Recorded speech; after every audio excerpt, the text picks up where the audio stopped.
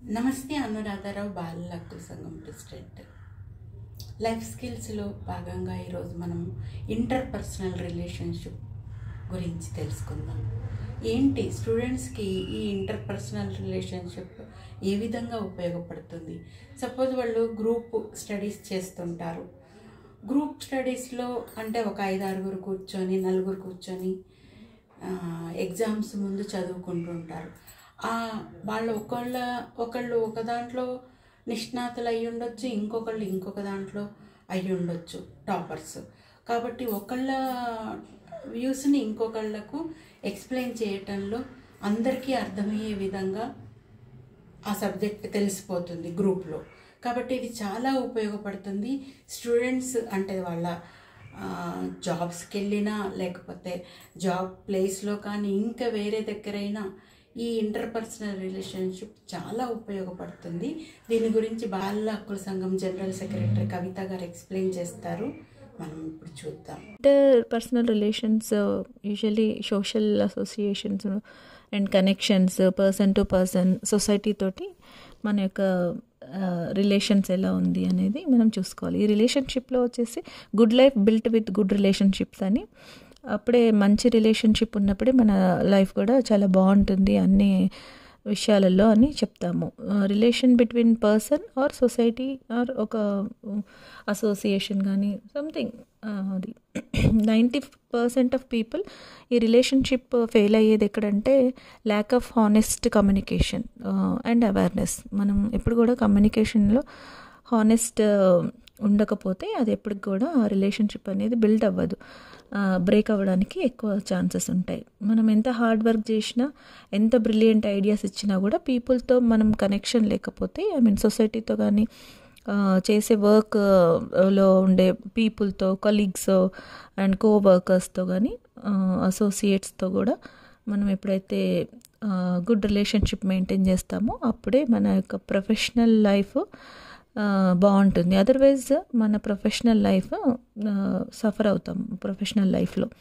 So ఇది usually ఎట్లా దీన్ని బిల్డ్ చేసుకోవాలి ఇంటర్పర్సనల్ రిలేషన్స్ అనేది, ఫస్ట్ మనం ఫేస్లో స్మైల్ ఆల్వేస్ ఉండాలి. అండ్ స్మైల్ అంటే అన్ని టైం స్మైల్ ఉండడం కష్టం, ఇట్స్ నాట్ ఏ క్రియేటెడ్ అయినా కూడా ఆఫ్ కోర్స్ మనం వేరే వాళ్ళతోటి ఉన్నప్పుడు స్మైలీ ఫేస్తో ఉండడం వల్ల సగం అక్కడే కమ్యూనికేషన్ అయిపోద్ది యూజువల్లీ. అండ్ ఈ అప్రిసియేటివ్ వచ్చేసి అది లైక్ ప్రైజ్ ఉండాలి, ఏదైనా కూడా కైండ్ వర్డ్స్ ఉండాలి, ఎంకరేజ్మెంట్ లాగా కూడా ఉండాలి. వాళ్ళకి ఏదైనా చేసినప్పుడు థ్యాంక్ యూ చెప్పడం కానీ, సంథింగ్ ఎవరైనా హెల్ప్ చేసినప్పుడు కానీ మనకి అట్లా వెల్కమింగ్ ఉండాలి. ఏదైనా కూడా రిలేషన్షిప్లో వెల్కమింగ్గా ఉంటే ఇంకా బాగుంటుంది. పే అటెన్షన్ టు అదర్స్, వాళ్ళు చెప్పేది కానీ, వాళ్ళు చేసే పని మీద కానీ, వాళ్ళు ఏదైనా మనకి కమ్యూనికేట్ చేస్తున్నప్పుడు కొంచెం అటెన్షన్ పే చేస్తూ కొంచెం ఇంట్రెస్టెడ్గా ఉండడం వల్ల వాళ్ళకు కూడా ఇంట్రెస్ట్ వస్తుంది. అండ్ యాక్టివ్ లిజనింగ్, ఎవరికైనా కూడా గ్రేట్ లీడర్స్ అందరూ కూడా లిజనింగే ఉండాలి. మాట్లాడడం కంటే అవతల వాళ్ళు మన దగ్గరకు వచ్చి ఏదో చెప్తున్నారంటే ఆ బర్డెన్ కూడా మనం తీసుకునేలాగా ఉన్నప్పుడే వాళ్ళు కూడా చెప్పడానికి కానీ, ఆ క్లోజ్నెస్ కానీ, ఆ రిలేషన్ బిల్డ్ అవుతుంది. అండ్ పీపుల్ కూడా ఆఫీస్లో కానీ, మన కాలేజెస్లో కానీ, ఎక్కడైనా కూడా మనం ఉన్నప్పుడు పీపుల్ని టుగెదర్గా అందరూ కలిసి ఉన్నట్టుగా ఉంటే అది బాగుంటుంది. అట్లా మనం ఆ ఫీల్ వచ్చేటట్టు అందరితో కమ్యూనికేషన్ ఉండాలి అండ్ అందరితో ఫ్రెండ్లీగా ఉండాలి. వెల్కమింగ్గా ఉన్నప్పుడే ఆ బాండింగ్ అనేది పెరుగుతుంది. అండ్ గాసిపింగ్ చేయొద్దు.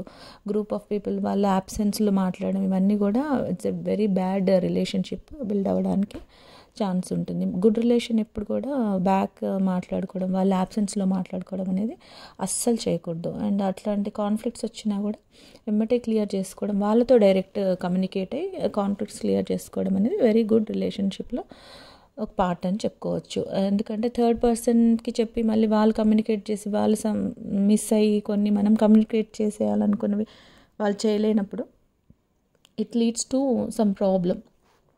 అండ్ కమ్యూనికేషన్ అనేది క్లియర్గా ఉండాలి. ఎప్పుడైతే మనం ఎవరితోటి ఏ విషయం చెప్తున్నా కూడా రిలేషన్ బిల్డ్ అవ్వాలి అని మనకు స్ట్రాంగ్ ఉన్నప్పుడు ఖచ్చితంగా ఆ కమ్యూనికేషన్ అనేది క్లియర్గా చేయడము, హ్యూమరస్గా ఉండడము. మనం ఎనీ రిలేషన్లో కానీ, ఆఫీస్లో కానీ, కాలేజ్లో కానీ ఉన్నప్పుడు లెక్చరర్స్ కానీ కమ్యూనికేట్ చేస్తున్నప్పుడు స్టూడెంట్స్కి ఆర్ స్టూడెంట్ లెక్చరర్స్కి కమ్యూనికేట్ ఏదైనా కూడా వెరీ సీరియస్ మేనర్ కాకుండా కొంచెం హ్యూమరస్గా ఉన్నప్పుడే ఈజీగా ఆ రిలేషన్షిప్ అనేది బిల్డ్ అవుతుంది.